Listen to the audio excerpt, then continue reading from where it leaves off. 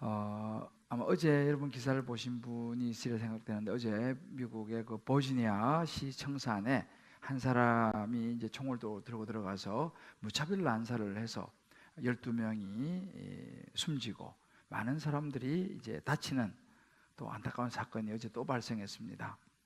뭐 어제 오늘 일이 아니죠. 재작년인가 그때도 보니까 그 라스베가스에서 뮤직 페스티벌 하는데 뭐 수천 명이 모여 있는 그 자리에서 또 그런 총격 사건이 일어나서 그때는 59명이 죽고 530명 이상이 부상을 입는 그런 일들도 있었습니다. 어찌 보면은 정말 이 불특정 다수를 향한 이 분노가 이제 표출되는 그런 이제 현상이라고 우리 보통 이야기를 하는데, 요즘 이제 여러분들도 느끼시겠지만 뭐 미국뿐만 아니라 우리 주변과 이 세상을 이렇게 보면서 세상이 굉장히 많이 화가 나 있다라고 이 표현을 해야 할까요? 우리 사회도 그런 것 같습니다. 뭐 어떤 제도라든지 어떤 시스템, 뭐 체제 이런 것에 대한 이 분노, 또 뭐 이런저런 요즘은 이 거친 말들이 또 굉장히 막 쏟아져 나오면서 참 서로의 마음을 또 상하게 하고 하는 그런 현상들도 많이 나타나고 있고요. 심지어 요즘은 그래서 그런 이야기를 해요. 요즘은 현대에는 순교가 다른 게 아니고 화를 안 내는 것이 순교다 라고 이야기할 정도로 이런 분노화들이 많이 표출되는 그런 시대에 우리가 살고 있습니다. 한 심리학자가 그런 이야기를 하는 걸 보았습니다. 현대인들의 대부분이 분노라는 병에 사로잡혀 있다라고 합니다. 저 역시도 이제 목사이지만 부끄럽게도 이런저런 일로 또 이렇게 화를 낼 때가 있기도 합니다. 가만히 이 화를 낸다, 이 분노라는 것을 가만히 생각을 해보면요, 분노가 어디서 나올까를 보면 일반적으로 나는 옳고 당신은 틀렸다, 나는 옳고 세상은 틀렸다 라고 하는 이 생각이 전제에 깔려 있는 것을 우리가 이제 보게 됩니다. 그렇기 때문에 이제 화가 나는 것이죠. 근데 가만히 그 분노 속에서 가만히 살펴보면요, 그 분노 속에는 말씀드린 것처럼 나의 옳음을 좀 드러내고 싶은, 이게 그건 틀렸고 이건 옳다라는 걸 드러내고 싶어 하는 이 우리 자신 안에 있는 이 의와 어떤 교만의 죄가 사실은 숨어 있다는 것을 우리가 잘 분별해 볼 필요가 있습니다. 그래서 이런 분노는 이제 오늘 우리가 말씀을 보는 것처럼 인류 최초의 살인이라고 하는 죄를 낳게 되죠. 이제 가인의 이야기입니다. 오늘 우리가 창세기 4장, 다시 이제 창세기로 돌아왔는데요, 이 4장은 이제 가인과 아벨의 이야기로 시작하는데, 이 가인은 아담과 하와가 이제 가정을 이루고 첫 번째 나온 첫 아들이 가인이었습니다. 이 가인은 농사를 이제 지으며 살았고, 또 두 번째 낳은 아이가 아벨이었습니다. 아벨은 양을 치는 목축을 하는 사람으로 자랐습니다. 오늘 3절에 보게 되면 세월이 지난 후에 가인은 땅의 소산으로 제물을 삼아 여호와께 드렸고, 이렇게 이제 시작합니다. 세월이 지난 후에 이 말 속에는요, 한 해의 농사가 마무리되었을 때라고 하는 의미가 들어 있습니다.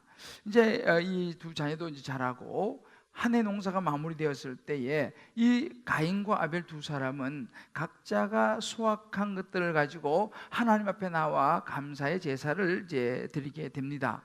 가인은 농사를 지으니까 당연히 농사를 지은 소산으로, 또 아벨은 목축을 하니까 양의 첫 새끼와 그 기름으로 이제 하나님 앞에 감사의 제사를 드리게 됩니다. 그런데 하나님께서 아벨의 제사만 받으시는 것입니다.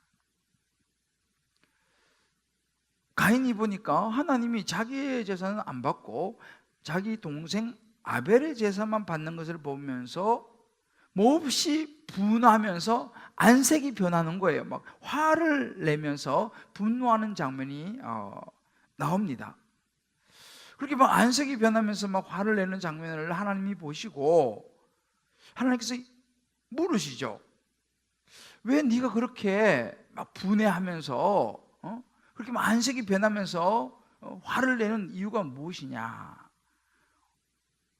어쩐 일이냐? 라고 이제 물으십니다. 그러면서 하나님이 이 가인에게 중요한 경고의 메시지를 주십니다. 왜요? 하나님 이렇게 물어보시지만 이미 하나님은요 가인의 마음을 다 알고 계시는 거예요.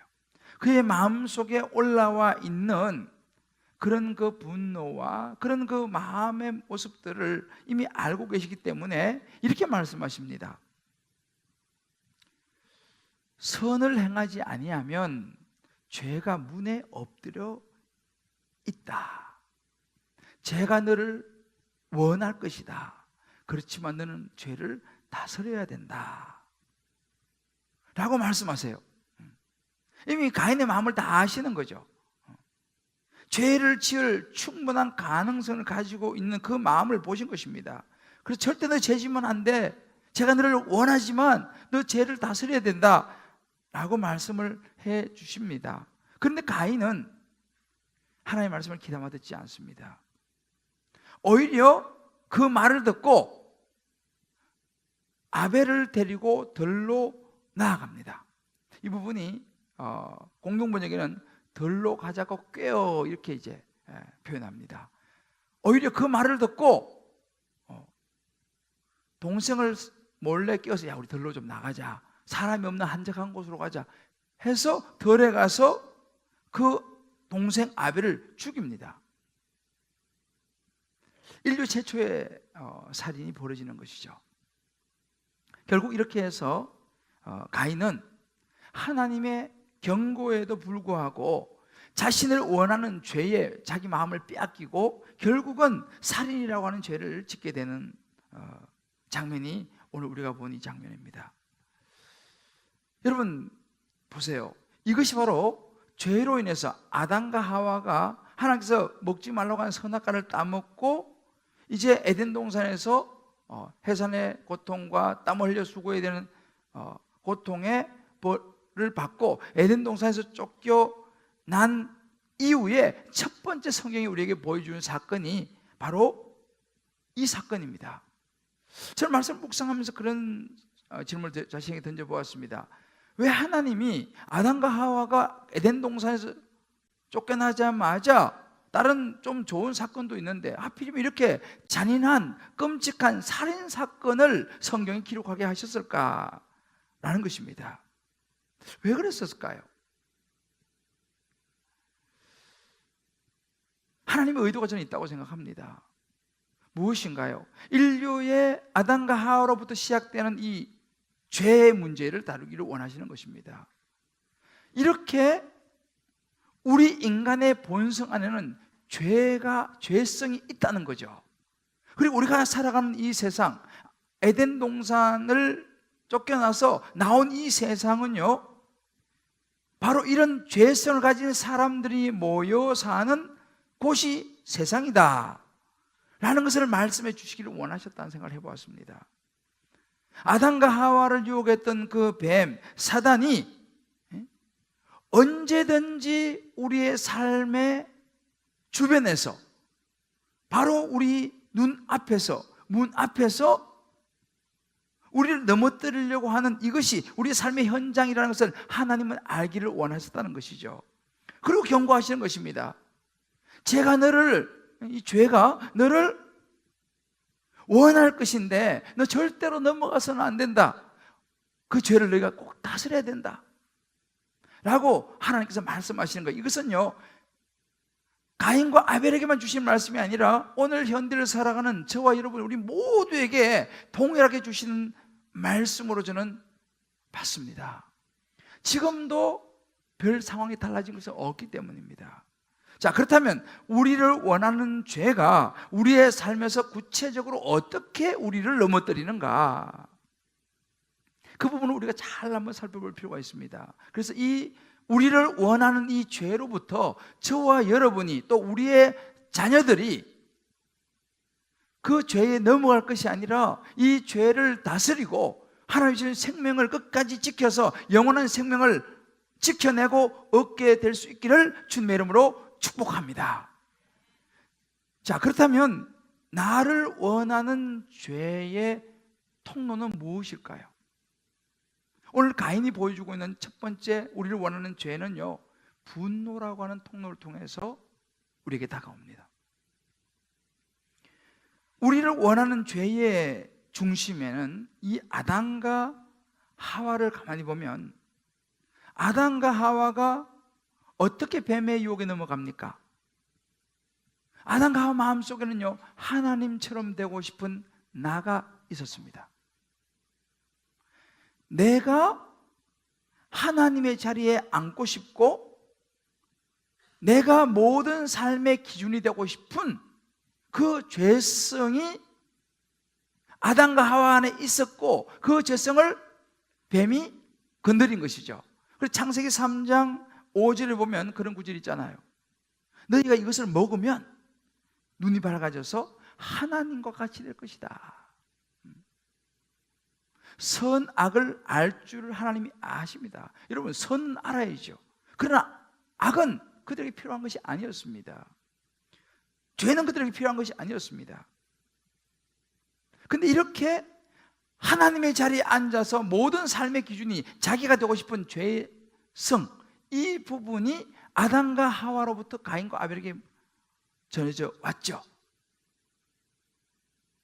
그 예가 무엇입니까? 바로 가인과 아벨이 하나님께 드리는 예배의 현장이었습니다. 사진을 보게 되면요, 이제 한 해 수확을 해서 아벨이 양의 첫 새끼와 그 기름으로 하나님께 드립니다. 그때 여호와께서 아벨과 그의 제물은 받으셨으나 이렇게 말합니다. 자, 보세요. 하나님이요, 제물만 받은 게 아닙니다. 아벨과 그 제물은 둘 다를 이야기하고 있습니다. 이 말 속에는요, 하나님이 제물을 드리는, 제사를 드리고 예배를 드리는 아벨이라고 하는 그 사람도 받았다 이 말이에요. 그 말은 뭐냐면 아벨의 제사를 드리고 예배를 드리는 그 마음이죠. 그 마음을 보셨다는 것입니다. 어떤 마음으로 예배를 드리느냐, 어떤 마음으로 제사를 드리느냐라고 하는 것이죠. 이 부분을 히브리서 11장 4절은 이렇게 이야기합니다. 믿음으로 아벨은 가인보다 더 나은 제사를 하나님께 드림으로 의로운 자라 하시는 증거를 얻었다라고 말합니다. 믿음의 문제라는 것이죠. 그러니까 아벨이 양의 첫 새끼와 기름을 드리는 그 제물 안에는요, 하나님을 향한 감사의 마음이 들어 있었고 자기의 가장 소중한 것을 드리는 그의 마음, 즉 믿음이 담겨 있었다는 거예요. 그런 마음으로 아벨이 하나님 앞에 제사를 드렸습니다. 하나님이 그것을 받으신 것입니다. 그런데 반대로 5절에 보면 가인과 그의 제물은 받지 아니하신지라 그랬습니다. 역시 마찬가지죠. 가인이 드린 제물을 안 받았다는 이야기 아니고 가인과 제물을 받지 않았다. 가인은 뭘 바쳤습니까? 그가 수확한 것 중에 일부를 이제 드린 것으로 성경에 나오는데 그거 안 받은 것입니다. 무슨 이야기인가요? 가인이 드린 그 제물에 담긴 가인의 마음의 중심을 하나님은 받지 않으셨다는 것입니다. 마음 중심의 문제였다는 것이죠. 어떻게 알 수 있습니까? 여러분, 우리 가끔씩 손님을 초대하면 음식을 준비하지 않습니까? 다과를 준비하기도 하고 또 음식을 준비해서 대접하기도 하고. 그러면 어떻습니까? 손님에 따라서 또 상황에 따라서 조금 달라지죠. 그런데요, 보통 손님을 대접할 때는요, 그 음식에 대접하는 사람의 마음이 담깁니다. 대충 그냥 잔점에서 뭐 드세요?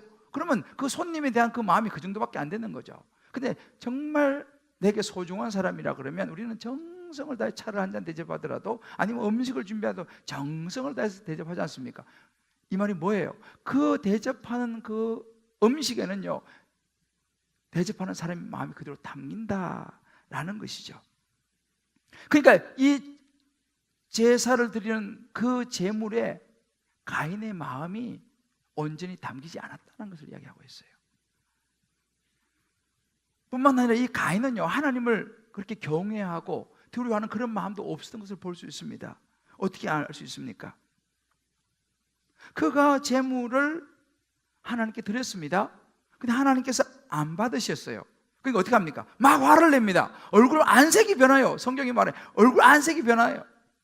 화를 냅니다. 왜 내 제물을 안 받느냐는 거죠. 벌써 여러분 여기서는 뭘 우리가 볼 수 있냐면요, 그가 드리는 사람의 동기를 볼 수 있어요. 진실한 동기를 가지고 정성을 다하는 사람은요, 정성을 다해서 대접을 했을 때 만약에 받는 사람이 안 받으면 뭘 생각합니까? 혹시 내가 준비를 잘못했나? 별로 안 좋아하는 음식인가? 라고 준비한 자신을 돌아보게 되죠. 왜요? 초점이 상대방에게 맞춰져 있으니까. 그런데 동기가 좀 순수하지 못한 사람들은요, 이렇게 선물이나 이렇게 주고 난 다음에 만약에 상대방에서 좀 떨떠름하다, 뭐 안 받는다고 하면 화를 냅니다. 내가 이렇게 준비했는데 왜 안 받냐고. 지금 가인이 바로 그런 태도를 보이는 것이죠. 내가 이렇게 준비해서 드린 거 하나님 당연히 받으셔야죠. 하나님 왜 안 받습니까? 막 안색이 변하면서 막 화를 내는 거죠. 무슨 얘기면 하나님이 문제라는 거예요. 자기한테 문제가 없어요. 왜요? 자기는 주인공이니까. 드리는 내가 이렇게 드리면 하나님 받으셔야지. 하나님은 관객이 되는 거죠. 왜? 내가 주인공이 되는 거죠. 지금 가인이 그런 상황입니다. 이러면 얼마나 교만합니까? 오늘 우리 이 창세기 4장 1절에 보면요, 아담과 하와가 동침함에 하와가 임신하여 가인을 낳고 이르되 내가 여호와로 말미암아 득남하였다 이렇게 말합니다. 내가 낳았다 이렇게 말하지 않고 하나님으로 말미암아서 아들을 낳았다 이렇게 말해요. 정확한 표현이죠. 왜냐하면 하나님의 은혜로 하나님이 주신 것이라고 하는 것을 표현합니다. 피조물이라는 것이죠. 그런데 지금 이 가인은요, 자기가 주인이 되는 거예요. 하나님 왜 안 받느냐는 거죠. 이걸 볼 때 굉장히 이 가인의 태도는 교만하다고 볼 수 있습니다. 근데 가만히 보면요, 사실은 이 가인의 행동은 누구를 좀 닮았어요. 누구를 닮았을까요? 아담과 하와의 모습을 사실은 많이 닮은 것을 우리가 보게 됩니다. 아담과 하와가 죄를 졌을 때 하나님께서 물어보죠. 그때 아담이 뭐라고 말합니까? 아니요, 저는 그런 마음이 없을 때 하나님 주셔서 제 아내 삼은 저 부인 하와가 줘서 제가 먹었습니다.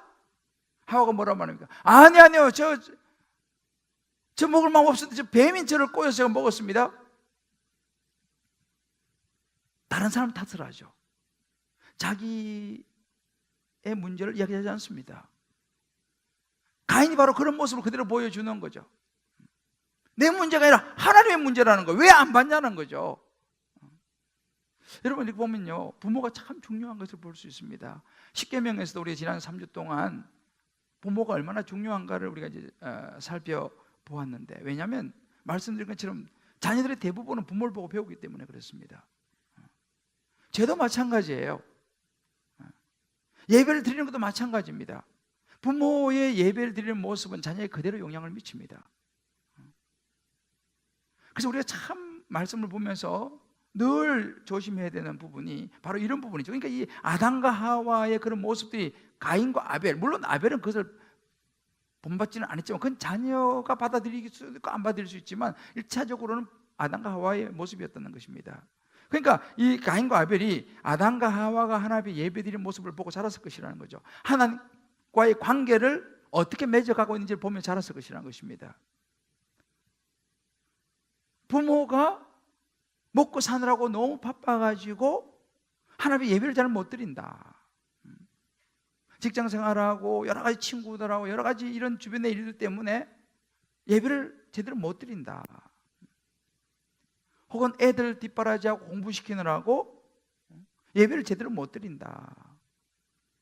이런저런 예배로 하나님 앞에 예배 충실하지 못하다라고 했을 때 자녀들이 그것을 다 보고 있다는 것입니다. 예배를 때로는 드리더라도 너무 나 중심적으로 기복적으로 내 복만 받으려고, 때로는 너무 지식적으로, 때로는 형식적으로, 아니면 그냥 한 시간 가서 앉았다 오지 라고 하는 이런 식으로 예배를 만약에 부모가 드린다고 하면요, 그 모습도 자녀들이 다 본다는 것입니다.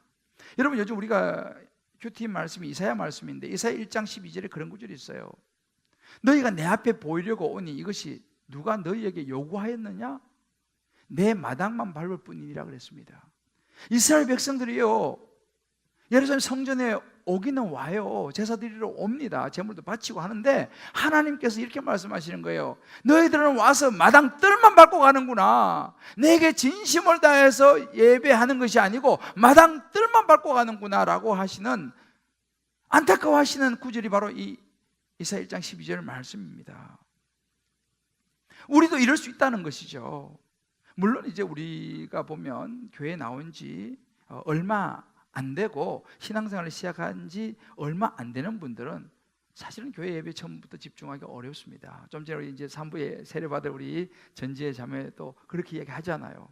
이제 교회 온 지 얼마 안 되고 해서 때로는 말씀을 들어도 잘 이해가 안 갈 때가 있고, 아직은 정말 너무 초보다. 맞습니다. 그래서 아마 여러분들 중에서 처음 신앙생활 시작하신 분이라든지 처음 교회 오신 지 얼마 안 되신 분들은 아마 이해가 때로 잘 안 되는 것이 그게 정상이에요. 하나님은 그걸 다 아십니다. 예배에 집중하기가 쉽지 않은 거, 그건 하나님 다 아시는 거예요. 그러나 그런 경우가 아니라 이제 제법 신앙생활을 하신 분들, 이제 제법 교회도 다니고 어느 정도 아는 그런 신앙인들인데, 그래서 예배를 드릴 때 정성과 마음을 다해서 내 인격을 다해서 하나님의 예배를 드려야 하는데, 그러지 못하고 여전히 형식적이고 그저 습관적으로 예배를 드린다면, 말씀을 듣고 내 가치관이 바뀌어야 하는데, 하나님 말씀으로 내가 조금씩 바뀌어야 되는데 전혀 바뀌지 않고 예수님을 그저 종교로 믿는 모습일 수 있다 이 말입니다. 이런 모습이 있다면 자녀들이 이거 다 본다는 거예요. 우리 엄마 아빠가 예수님을 종교로 믿는지 형식적으로 믿는지. 정말 기독교는요, 종교가 아니라 신분이 바뀌는 것입니다. 다시 말하면 종교는요, 뭐 절에 가든지 뭐 성당에 가든지 아니면 뭐 이슬람 사원에 가든지 뭐 여러 가지 종교가 많습니다. 근데 여러분, 기독교는 종교가 아니라 예수를 믿음으로 하나님의 자녀가 되고 하나님의 백성이 되어서 우리의 신분이 바뀌고 우리의 삶이 바뀌는 것이 기독교인 줄 믿으시기를 바랍니다. 여러분, 이게 신앙생활이에요. 신앙생활은 우리 신분이 바뀌는 거예요. 그냥 종교생활이 아닙니다. 이것을 우리 잘 이해해야 됩니다. 이게 이제 잘못되면 지금 우리가 보고 있는 가인의 예배가 되는 것이죠. 하나님 예배를 우리가 이제 예로 들어 봅시다. 지금 가인이 하나님 예배 드린 것이거든요. 우리로 말하면요. 우리 예배를 드리러 오는 것도 마찬가지입니다. 오해하지 마시고 들으세요. 우리가 주일날 교회 오다 보면 때로 피치 못해 좀 늦을 수가 있습니다. 오다가 뭐 차가 막힌다든지 뭐 이런저런 갑작스러운 일이 생겨서 좀 늦을 수 있습니다. 그러나 혹여라도 예배를 가볍게 생각하셔서 그냥 뭐 예배 갔다가 오면 되지 뭐 라고 생각하신다면 여러분, 오해입니다. 우리 지난주에 봤습니다만 우상은요, 말도 못하고 보지도 못하고 듣지도 못해요. 그러니까 우상에게 예배를 드리려고 한다, 전혀 문제가 없습니다. 그러나 여러분, 우리는요, 보지도 듣지도 말도 못하는 우상이 아니라 우리의 심령을 다 들여다보고 계시고, 똑같이 가인과 아벨이 똑같이 제사를 드렸지만 그 중심을 다 보시고 아벨은 받고 가인을 받지 않으신 살아계신 하나님께 예배를 드린다는 사실을 잊어서는 안 됩니다.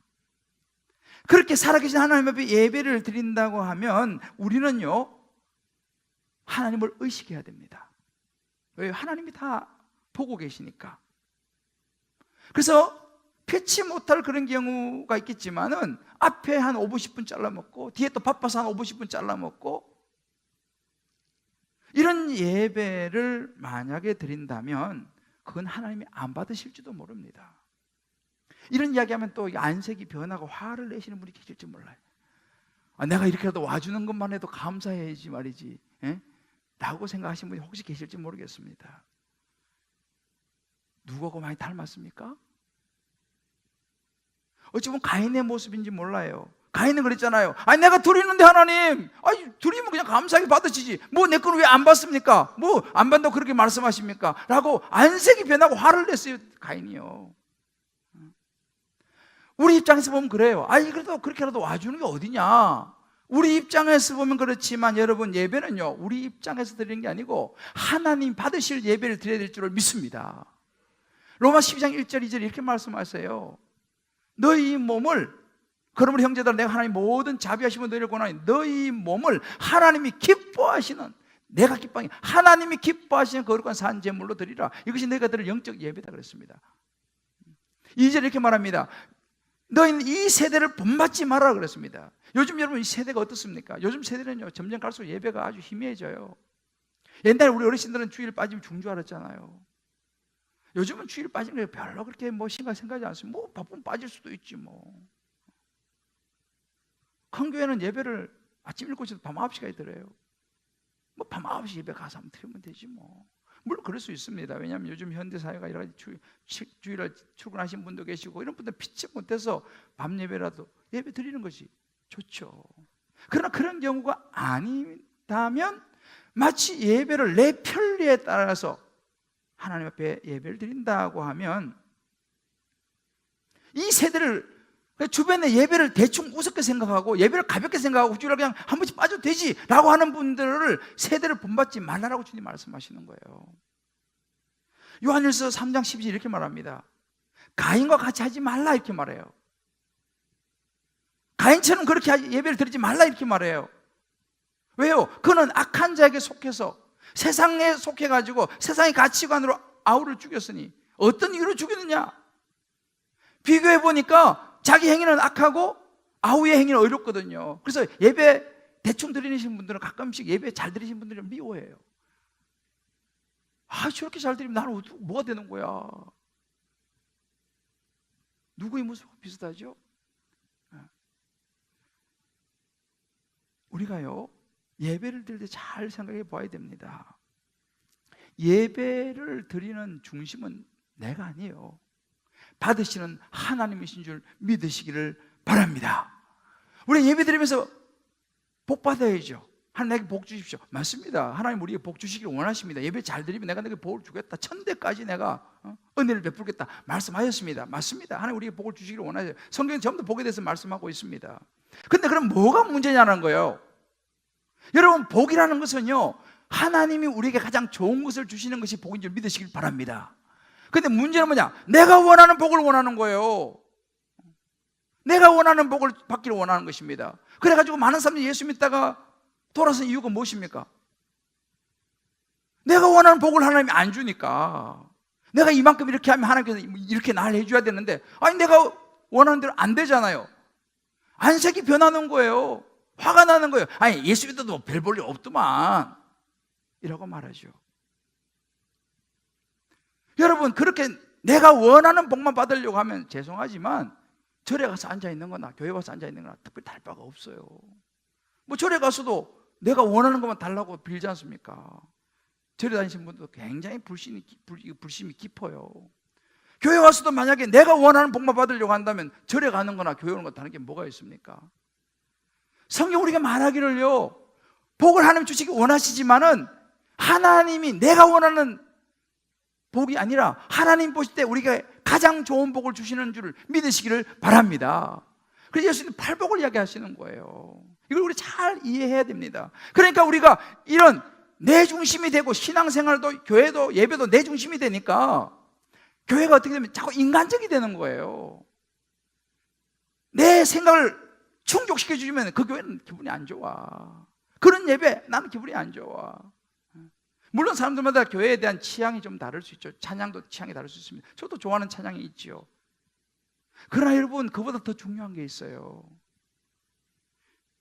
예배는 내가 나를 충족시키는 게 아니고 아벨처럼 하나님을 기쁘시게 해드리는 것이 진정한 예배인 줄 믿으시기를 바랍니다. 이게 안 되면 교회가 인간적으로 다 돌아가요. 그러면요, 거기서 이제 인간적으로 신앙생활을 하기 시작하니까 뭐가 좀 안 맞으면 삐지고 질투하고 시기하고 화내고. 그래서 사람들이 그러잖아요. 교회는 뭐 세상에 달바가 뭐 있냐. 맞습니다. 달바가 없죠. 왜? 인간 중심이 되면 교회는요, 예배가 사람 중심이 되면요, 세상에 달바가 없어요. 사실은요. 오히려 어떻게 보면 세상 사람들보다 더 욕심이 더 많죠. 여러분, 우리가 이걸 알아야 합니다. 죄가 문 앞에 엎드려 있다 그랬어요. 가인의 예배가 자기 중심이었습니다. 자기 뜻대로 내가 들었으면 되지.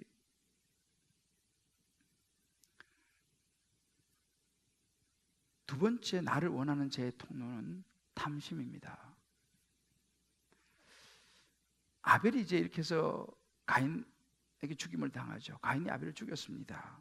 아벨이 죽은 후에 하나님께서 가인에게 이렇게 묻습니다. 내 아우 아벨이 어디 있느냐 묻습니다. 근데 가인이 뭐라고 대답합니까? 난 몰라요. 내가 뭐 내 아우 지키는 사람입니까? 화를 냅니다.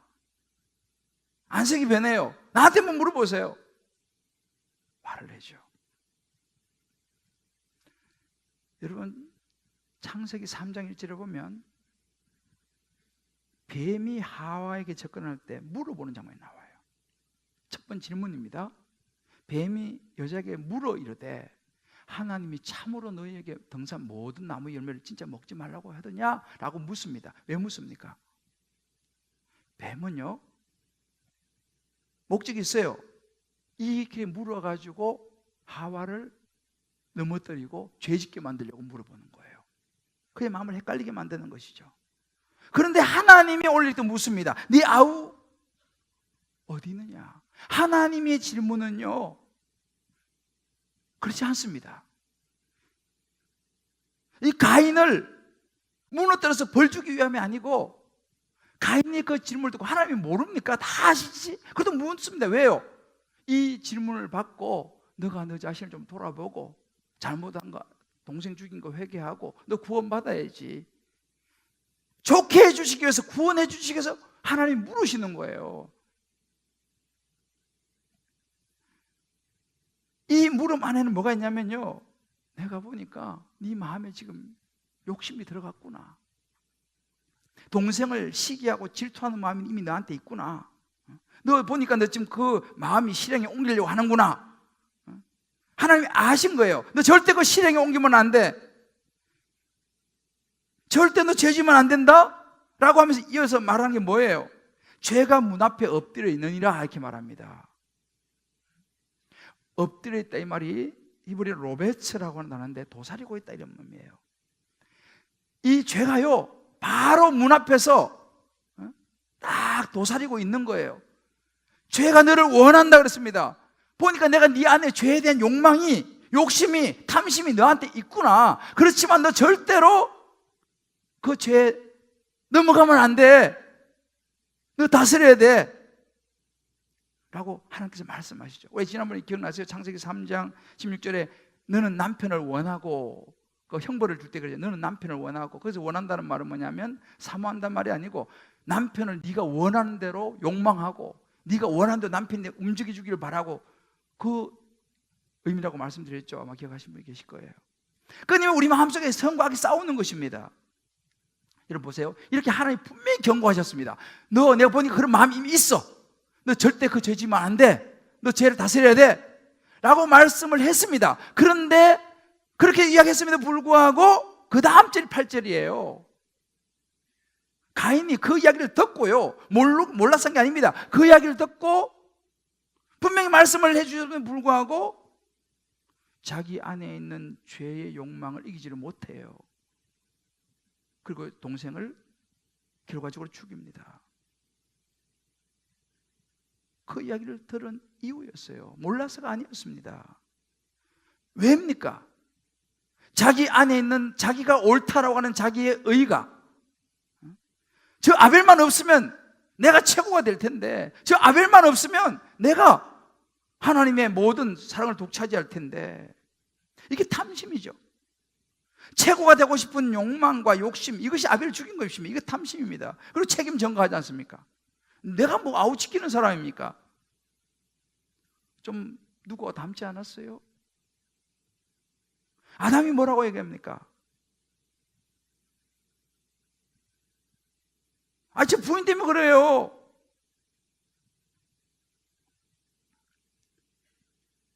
아버지를 닮은 모습이 보여요. 가인에게요. 그리고 우리 부모가 참, 저도 부모이지만 굉장히 중요합니다. 탐욕은요, 모든 죄를 낳는 어머니라고 그래요. 아담과 하와가 넘어진 것이 바로 그 탐욕 때문이었습니다. 탐욕의 의미는 뭐냐면 더 소유하고자 하는 욕심, 이게 탐욕이에요. 동산의 모든 실과는 다 먹어도 된다 허락하셨습니다. 단지 하나, 중앙에 있는 선악과를 먹으면 안 돼. 그런데 이 아담과 하와가 그 모든 것을 가지고 만족을 못하는 거예요. 그래서 선악과까지 탐내고 따먹은 거 아닙니까? 이 죄성이요, 가인에게 흘러간 것이고, 이것이 오늘날 저와 여러분에게 그대로 흘러와 있습니다. 우리 안에도 그런 죄성이 있어요. 제 안에도 그런 죄성이 있어요. 죄가 우리를 원합니다. 제가 목사인 저를 원한다니까요. 제가 여러분들을 원합니다. 세계적인 독일인 부자 카우젠이라는 사람이 있었습니다. 이 카우젠은요, 독일에만 해도 15,000채의 아파트와 콘도가 있었습니다. 또 미국 샌프란시스코에 25개의 빌딩하고 4,200채의 아파트 콘도가 있었습니다. 아틀란타에 53개의 빌딩과 4,200채 아파트 콘도가 있었습니다. 이렇게 세계적인 부자였어요. 그런데 이 사람이 57세의 나이로 자살했습니다. 이유가 뭔가를 보니까 자기가 원하는 만큼 돈이 안 벌려가지고 이게 막 화가 나고 답답해가지고 그걸 못 이겨서 스스로 목숨을 끊어버린 거예요. 여러분, 이게 인간이에요. 아이고, 목사님, 저는 뭐 수십 채 필요도 없어요. 한 채만 주시면 저는 그냥 바로 그냥 저는. 그럴까요? 차이가 있지만 우리 안에는요, 채워지지 않는 욕심이 있어요. 가끔 그래요. 목사님, 아이고, 어느 정도 좀 벌어놓고 제가 열심히 하겠습니다. 어느 정도 좀 중요한 일 좀 해놓고 열심히 하겠습니다. 과연 그게 될까요? 될까요?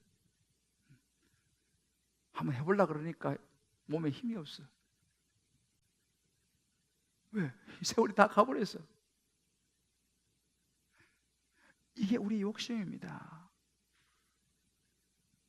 저는요, 영국에서 우리 유학생들을 많이 만났어요. 유학생들이 처음 오면요, 부모에게 효도하느라고 알바를 하려고 그래요. 그 주일날 알바. 꼭 주일날 주일 공기니까 이제 그때 알바 가능하잖아요. 예배 나오라 그러면 목사님, 제가요, 이 학원비 조금 내가 벌고 열심히 신앙하겠습니다. 그래요. 어떻게 해요, 목사가 자기 그거 학원비 번다는데. 그래서 이제 뭐 그냥 대답도 못하고 우물쭈물하면서 열심히 신앙하는데 그래요. 그리고 이제 교회를 안 나오죠. 한동안 지나고 또 만나서 물어요. 그 정도 되면 이제 기본적으로 생활하고 학원비 됐을 텐데. 됐대요.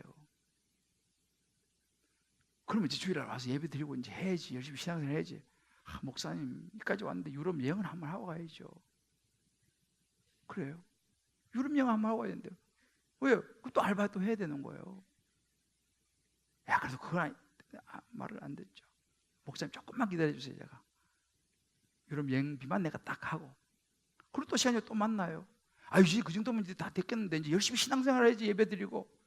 목사님 귀국할 때 버버리 하나는 걸치고 가야죠. 여기까지 왔는데 그래도 명품 하나는 사서 가야죠. 제가 그때 그걸 깨달았어요. 알바생도 있잖아요.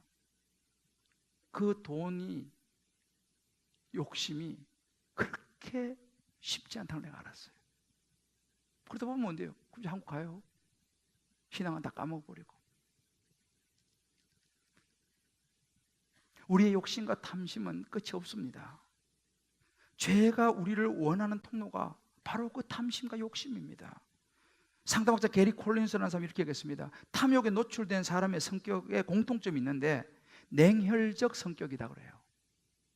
이 냉혈적 성격은 어떤 거냐면 자신의 탐욕을 충족시키기 위해서 어떤 수단과 방법을 가리지 않기 때문에 상대방을 배려할 마음도 없고 이해도 공감도 할 마음이 없고 심지어 잔인하기까지 하다라고 이야기했습니다.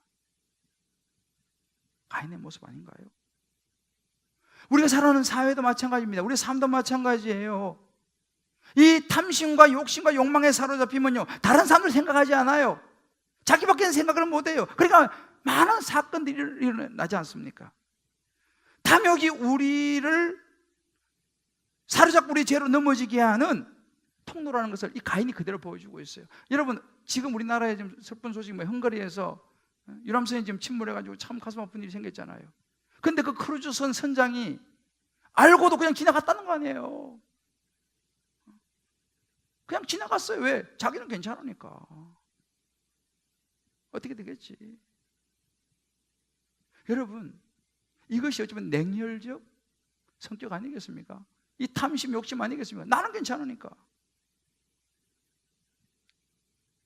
여러분, 이렇게 이것이 남의 얘기 아닙니다. 우리의 삶에 바로 우리 앞에 이 죄가 엎드려 있다니까요. 웅크리고 있다니까요.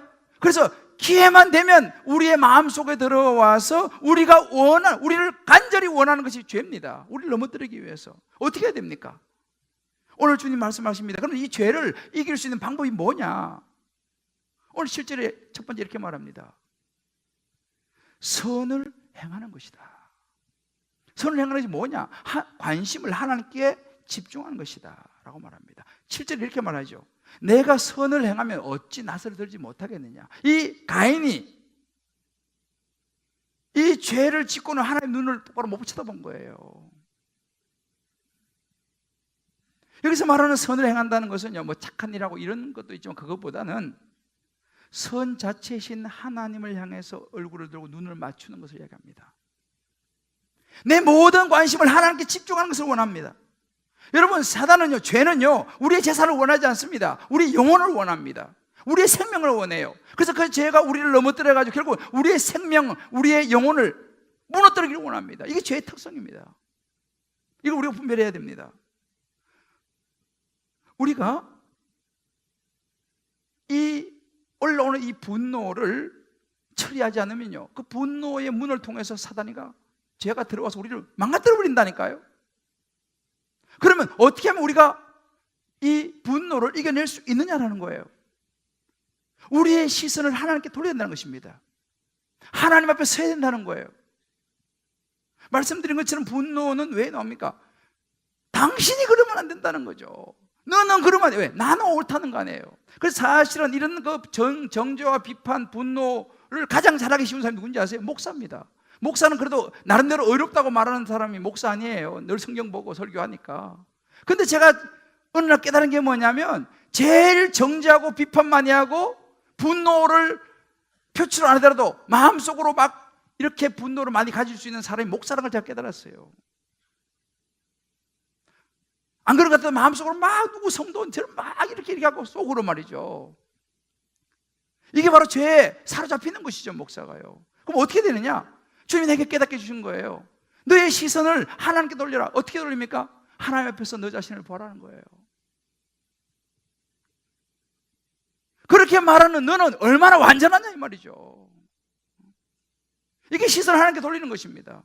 여러분, 혹시 여러분들 중에서 남편들, 아내가 너무너무 마음에 안 들어가지고 그냥 제대로 좋은 말이 안 나가는 남편이 있습니까? 한번 생각해 보십시오. 그렇게 말하는 남편인 여러분들은 얼마나 완전합니까?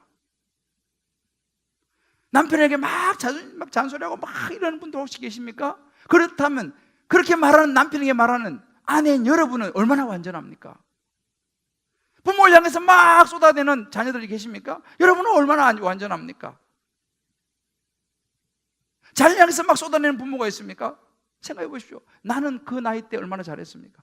바로 이런 부분을 제가 본 거죠. 내가 목사로서 나는 그럼 완전하냐는 거예요. 제가 이것을 깨닫고 난 다음부터는 이런 분노가 올라오고 막 이런 화가 올라올 때마다 제 자신에게 던지는 질문이 이거였습니다. 그러면 너는 얼마나 완벽하냐? 너는 얼마나 완전하냐? 라는 질문을 저 스스로에게 끊임없이 던집니다. 그 질문을 던지면 제 자신 스스로가 캄다운이 돼요. 그렇지, 나도 뭐 별 수 없잖아.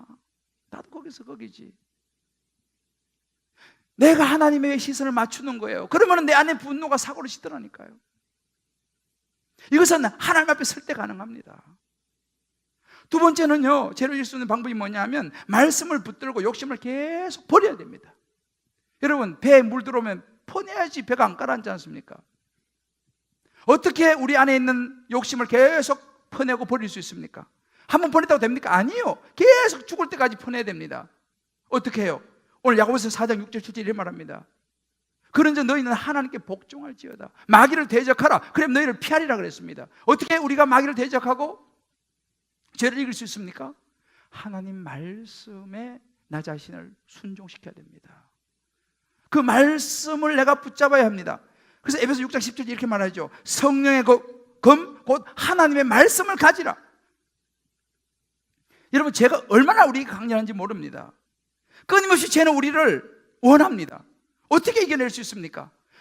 하나님의 말씀이 필요한 거죠. 여러분, 하나님의 아들 예수님은요 40일 금식기도하고 성령 충만했을 때 사단이가 와서 3번이나 시험했습니다. 유혹했습니다. 어떻게 예수님 물리쳤습니까?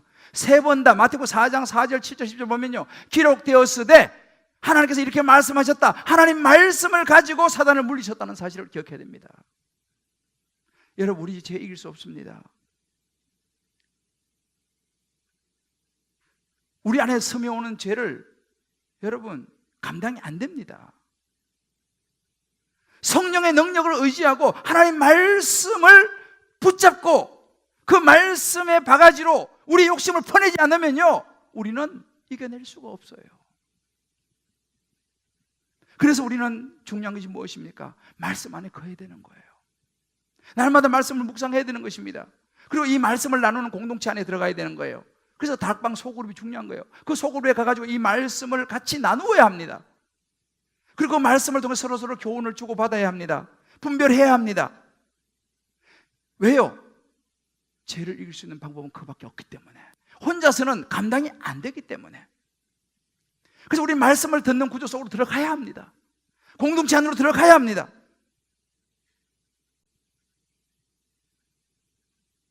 우리 자녀들도 마찬가지예요. 말씀을 듣는 구조 속으로 우리 자녀들을 데리고 가야 합니다. 사랑하는 성도 여러분, 죄는 우리를 간절히 원합니다. 지금 이 순간도 죄는 우리를 원하고 우리가 이 땅에 살아가는 동안 끊임없이 죄는 우리를 원할 것입니다. 주님 말씀하십니다. 너는 죄를 다스려야 된다. 네 힘으로는 못 이긴다. 문 앞에 움켜져 있다가 틈만 나면 치고 들어오는 죄를 이길 수가 없습니다.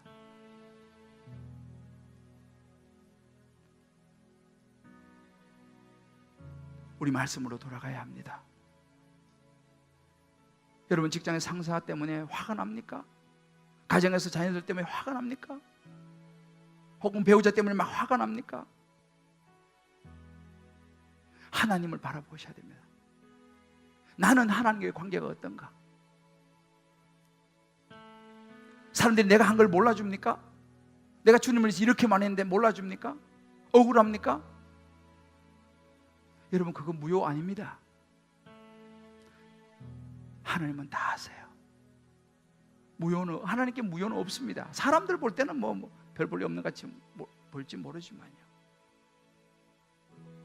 우리 말씀 붙잡고, 하나님, 내가 이제 내 모든 시선을 하나님께 돌리고 하나님 말씀 보면서 이제 나를 보면서 말씀 붙들고 끊임없이 욕심을 퍼내겠습니다. 우리 기도하는 마음으로 이 찬양같이 모든 시선을 주님께 드리고 우리 부르고 기도하겠습니다. 모든 시선을 주님께 드리고 살아계신 하나님을 느낄 때 내 삶은 주의 역사가 되고 하나님이 일하기 시작하십니다. 모든 시선을 주님께 드려야 합니다. 우리 마음을 드려야 합니다. 모든 시선을 주님께 드리고 전능하신 하나님을 느낄 때 세상은 주의 나라가 되고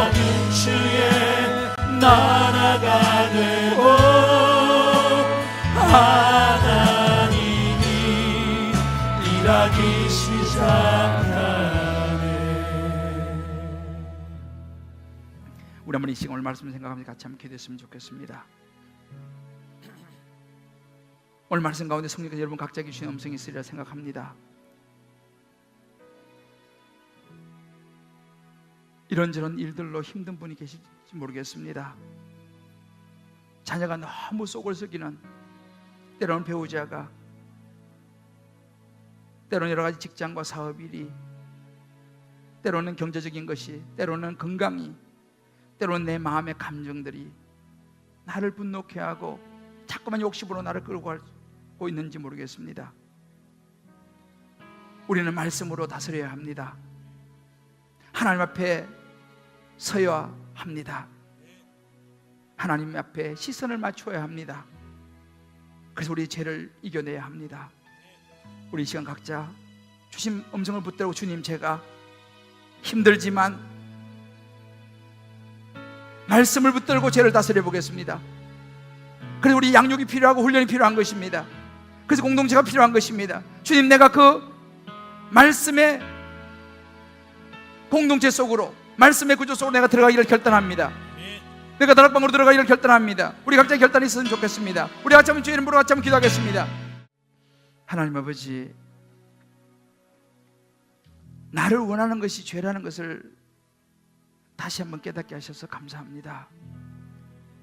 그러나 가인은 하나님이 그렇게 가르쳐 주었음에도 불구하고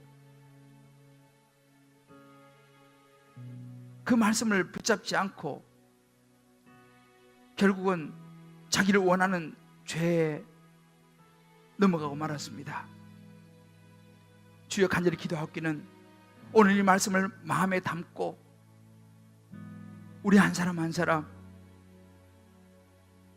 말씀을 붙들고 공동체 안으로 말씀을 나누면서 무엇보다 하나님께 내 시선을 맞춤으로, 하나님께 내 자신을 돌아봄으로 죄를 다스릴 수 있는 은혜를 얻게 하여 주옵소서.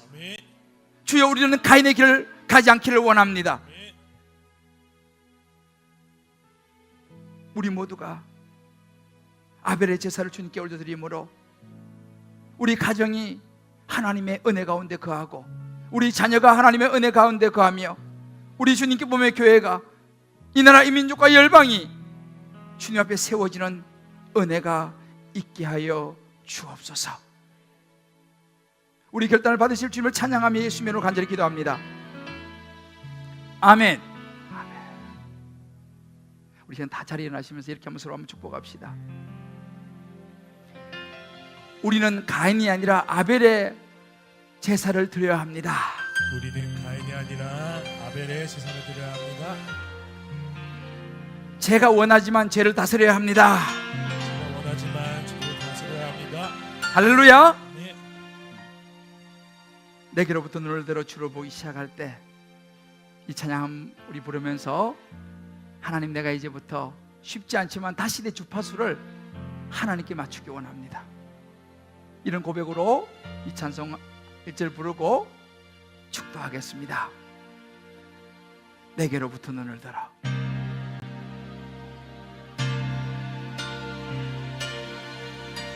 내게로부터 눈을 들어 주를 보기 시작할 때 주의 일을 보겠네. 주의 일을 보겠네. 내 작은 마음 돌이키사 내 작은 마음 돌이키사 하늘에 꿈꾸게 꿈꾸게 하네. 주님을 볼 때 주님을 볼 때 모든 시선을 주님께 드리고 우리 한번 오른손으로 찬양할까요? 살아계신 하나님을 느낄 때 내 삶은 내 삶은 주의 역사가 되고 하나님이 일하기 시작한 모든 시선을 주님께 드리고 모든 시선을 주님께 드리고 전능하신 하나님을 느낄 때 세상은 주의 나라가 되고 하나님이 일하기 시작하네. 이제는 우리 주 예수 그리스도의 크신 은혜와 하나님의 사랑과 성령의 인도하심이 오늘 가인과 아벨을 통하여 말씀하시는 성령의 음성을 마음에 담고 가인의 길이 아니라 아벨의 길을 가리라. 나를 제가 원하나 내가 말씀을 부여잡고 그 죄를 다스리며 하나님 앞에 신앙의 걸음을 걸어가리라. 우리 자녀들을 그렇게 양육하리라. 모든 삶을 그렇게 걸어가리라 결단하는 사랑하는 성도님들 한 분 한 분 머리 위에 저들의 사랑하는 자녀들, 사랑하는 아내, 남편, 부모 모든 삶의 여정 위에 특별히 영혼 구원을 생각하며 또 다음 세대를 생각하며 교육관 비전 헌금을 마음을 담아서 아벨의 제사처럼 주님께 올려드리는 그 축복된 마음 예물 위에 잃어버린 영혼을 찾고 주님의 나라를 위하여 올려드리는 11조 감사, 선교, 구제, 소원 이 모종의 특별한 예물과 오병이여 그 축복된 손길을 위해 이제부터 영원토록 함께 하시기 간절히 축원하옵나이다. 아멘.